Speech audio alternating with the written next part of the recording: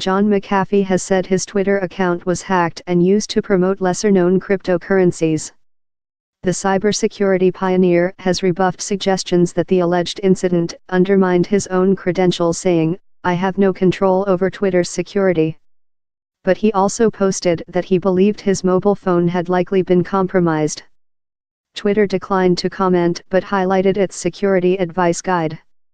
The social network offers two-factor authentication, in which a person must enter a code sent to a mobile phone in addition to a password to access an account, to avoid such incidents. Mr. McAfee told the Newsbay that he had activated the option, but added that he believed the hacker had intercepted the authentication code. "The first indication that I had been hacked was turning on my cell phone and seeing the attached image," he said. "I knew at that point that my phone had been compromised. I was on a boat at the time and could not go to my carrier, AT&T, to have the issue corrected. All that the hacker did was compromise my Twitter account. It could have been worse."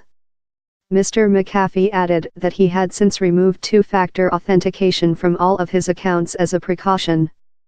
The former presidential candidate is currently working on plans to sell the world's most hack-proof smartphone.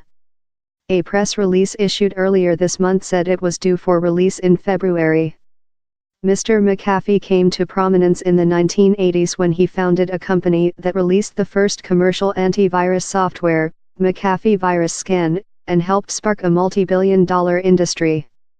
Although that business has since been sold to Intel, he still develops cybersecurity products of his own. The Scotland-born entrepreneur also heads up the Bitcoin mining operation MGT Capital Investments, which solves complicated mathematical problems to verify transactions in the virtual currency. In recent times, he has come to be seen by some as a cryptocurrency guru. Earlier this month, Mr. McAfee began issuing a daily recommendation about which of the more obscure virtual currencies he recommended others should invest in. These coin of the day picks often preempted a spike in the value of the selected assets. On Tuesday, Mr. McAfee declared he would slow down his recommendations to once a week, with the next one due out on January 1. But the next day, his Twitter account began firing off picks in rapid succession. These messages were later deleted, and Mr. McAfee posted that he had been hacked, adding that he had no clue how this had been achieved. Several of his 530,000 followers have speculated that the person responsible might have been able to profit by encouraging others to push the mentioned cryptocurrencies higher.